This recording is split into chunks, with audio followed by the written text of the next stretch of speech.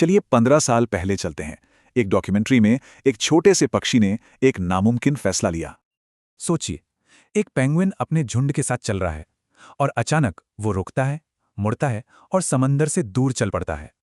वो पहाड़ों की तरफ चला, एक ऐसा रास्ता जहां 70 किलोमीटर तक न खाना था न कोई पनाह, मतलब मौत पक्की थी। उसका इरादा इतना पक्का था कि अगर उसे वापस झुंड में छोड़ भी देते तो वो फिर से उसी रास्ते पर चल देता।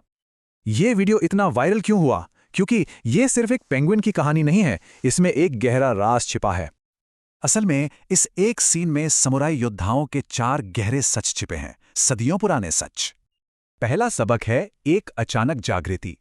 ये वो पल है जब वो पेंगुइन सिर्फ एक जानवर नहीं, एक प्रतीक बन गया।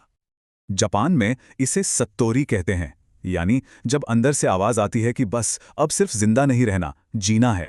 वो पेंगुइन शायद किसी और की जिंदगी जी रहा था। उस खालीपन को महसूस करके उसने अपना सच ढूंढने का फैसला किया। अब आता है दूसरा सबक, अटूट ध्यान। ये देखना दिलचस्प है कि वो मुश्किलों से कैसे निपटता है। इसे कहते हैं फुदोशिन, यानी अचल मन। एक ऐसा फैसला जिसे कोई हिला न सके। समुराई इसी के लिए जीते थे। वीडियो में एक इंसान उसके रास्ते में आता है, पर वो पेंगुइन बस पास से निकल जाता है। कोई बहस नहीं, कोई सवाल नहीं। और तीसरा सबक, वो है मौन की ताकत। कमाल की बात यह है कि पेंगुइन क्या नहीं करता। जापान में इसे मोआत्सु कहते हैं, यानी मौन से मारना।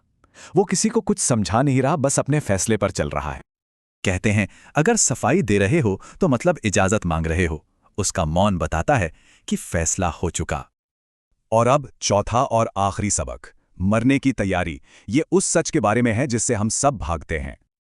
शिनो काकु गो, मतलब मौत को स्वीकार करना। समुराई मानते थे कि जब अंत का सामना करते हो तभी जिंदगी का मतलब समझ आता है। वो जानता था कि समंदर जाकर भी वो अमर नहीं हो जाएगा, तो उसने एक ऐसी मौत चुनी जो उसे सच्ची लगी। तो क्या वो पहाड़ तक पहुंचा? नहीं। पेंगुइन की शारीरिक यात्रा तो खत्म हो गई, पर वो असली मंजिल थी ही नहीं। लेकिन उसकी आत्मा, उसकी कहानी बहुत आगे तक पहुंची। आज 15 साल बाद भी हम उसकी बात कर रहे हैं। यही उसकी जीत है। तो उसने 2 रास्तों में से एक को चुना। एक था भीड़ का रास्ता, समंदर की ओर। दूसरा था अपना रास्ता, पहाड़ों की ओर। तो आखिर में सवाल ये नहीं है कि अंत होगा या नहीं। सवाल ये है कि वो अंत अपनी राह पर चलकर होगा या किसी और की।